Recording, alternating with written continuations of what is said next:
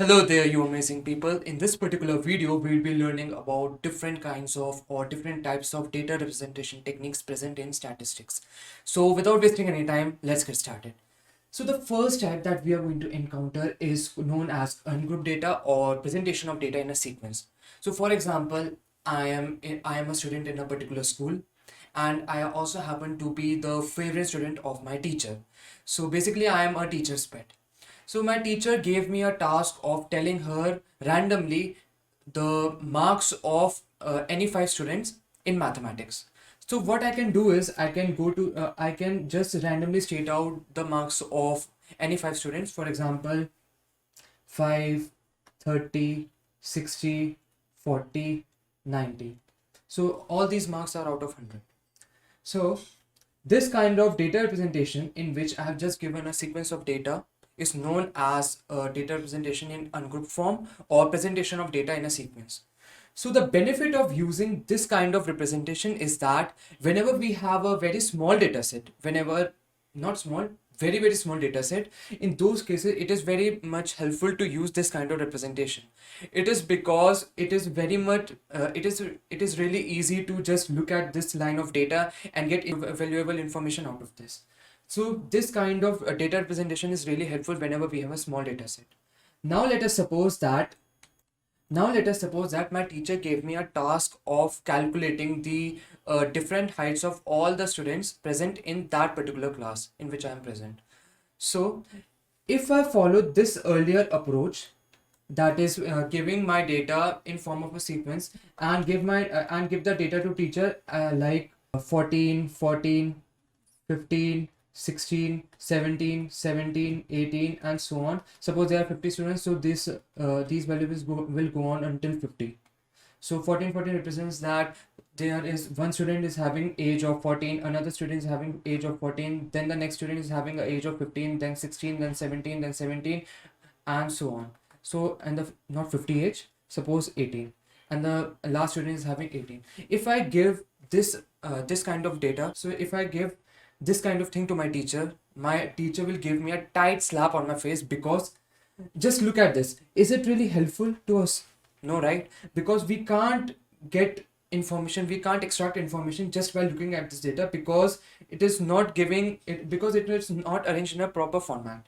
So in order to deal with this, we have another kind of data representation that is known as group data with single class interval. So what I'm going to do is, what I can do is I can make a table. One column has named age or title as age, and the other column has number of students.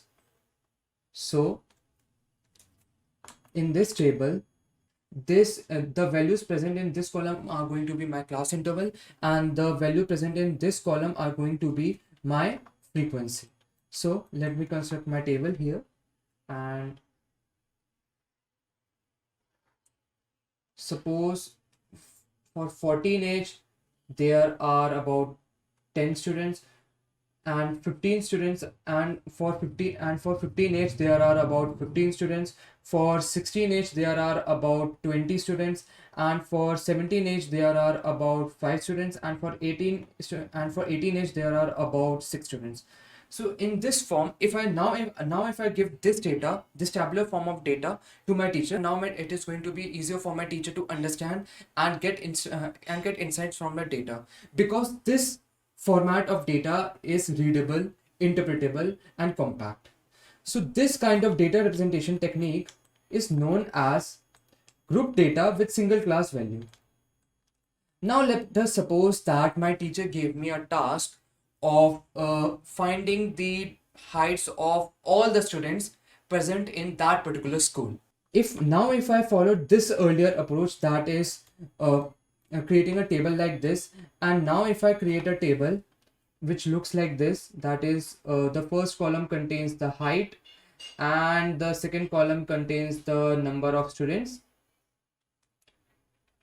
And now if I make a table that is to students having height 150, number of students having height 150 is going to be suppose 40, number of students having height 151 is going to be 32, number of students having height 152 is going to be about let us suppose that 22, and so on until the height reaches to be suppose 181. So here you can see that this table is going to contain a very large number of rows, a very large number of rows. So here in this case there are going to be about 31 rows. So if I give this data to my teacher and she's asked to perform and she's asked to extract insight from this tabular form, she's going to faint away because it is not compact. It is a really huge data set. So what I can do is that I can use this method, that is type 3, that is group data with class value in interval. So now what I can do is I can create a table, that is this table contains height, this column contains height, and this column contains the frequency, that is the number of students having that particular height. And now if I write here like from 151 to 160, about suppose 60 students are having height between 151 to 160, and about 55 students are having a height between 161 to 170. And now I can write here 171 to 180, and now about 45 students are having height in between this range, that is between 171 to 180.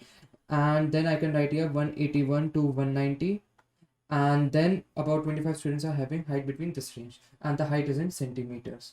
Now if I give this data to my teacher, it is going to be really helpful for her because first, the data is not the table is not very large. Second, it is really easy to extract information from this table because the data is represented in a very clean form. So these are all the three different types of data representation techniques that you should be knowing for approaching different kinds of problem in statistics.